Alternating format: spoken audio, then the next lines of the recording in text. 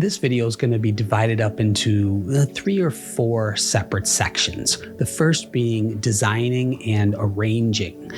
The second, selecting stones. The third, setting stones. And at the end, we'll then have some more examples from traditional Japanese gardens. Right off the bat, I want you to know that what I'm talking about here today is in regards to the larger rocks and boulders that reside in a landscape Japanese garden, not the stepping stones, pathways, or pond stones. Those are all topics that require their own exploration in another video. The stones in a Japanese garden really are the anchor and foundation of the garden. Shrubs and trees can be used as companions to the stones, but the boulders really are the priority.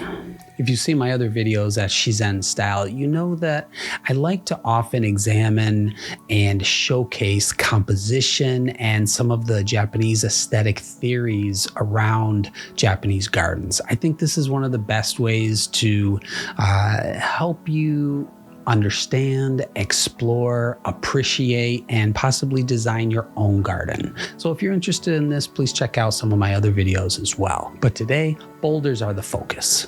These aren't only relegated to dry rock gardens or kare-sansui, sometimes called Zen gardens, but are also a prominent feature in other types of gardens that can have a number of different ground covers surrounding them, like moss and even grass. Designing and arranging. A thing to keep in mind is that rocks are often used as symbols and suggestions of nature.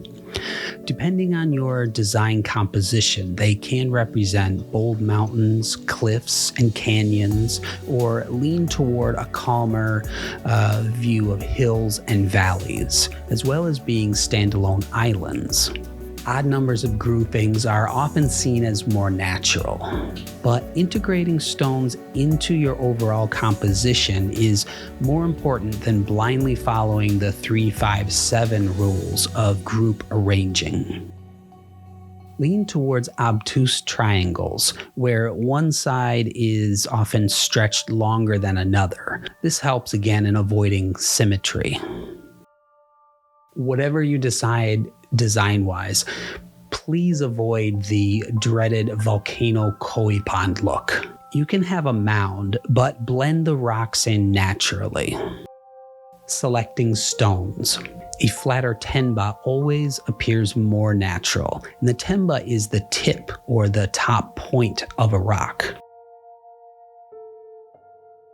For me personally, if I'm trying to design a garden more in what I consider a Shizen style or a natural style, I often tend to stay away from flashy and fancy rocks.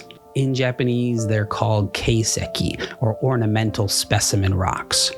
They're often the attention getters, but I lean more towards designing a space that creates a harmony with its surroundings.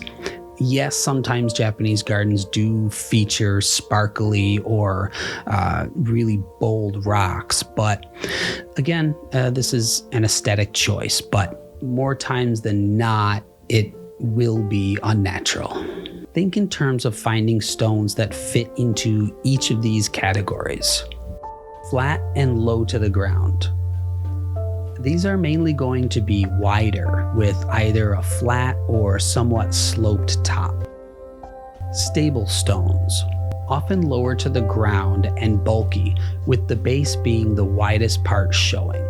They also often have flatter tops. Upright stones. These are often the dominant stone in a grouping. They should still convey a balance though.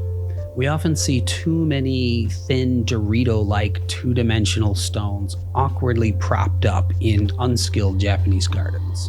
You have to keep in mind that unless you're creating a very particular type of garden where there's only one viewing area, you're going to want to think of it as, whether it's a strolling garden or not, that people are going to see it from multiple angles.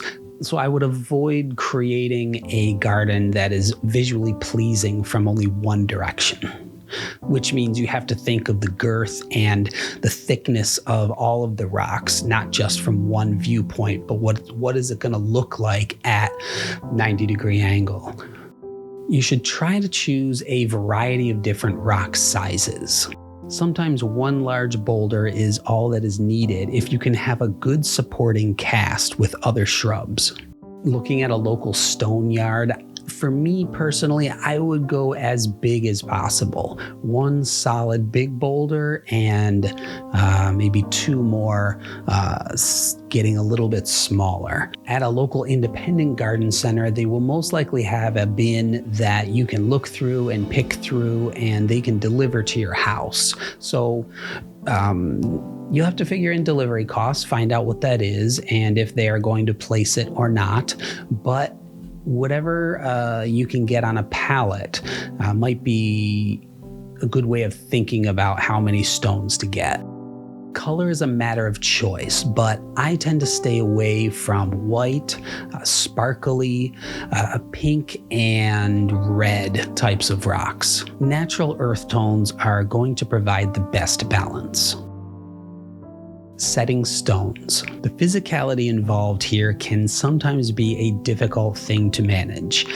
If you have the budget for it, hire professionals to move the stones for you. I have also rented tracked excavators for moving good-sized boulders.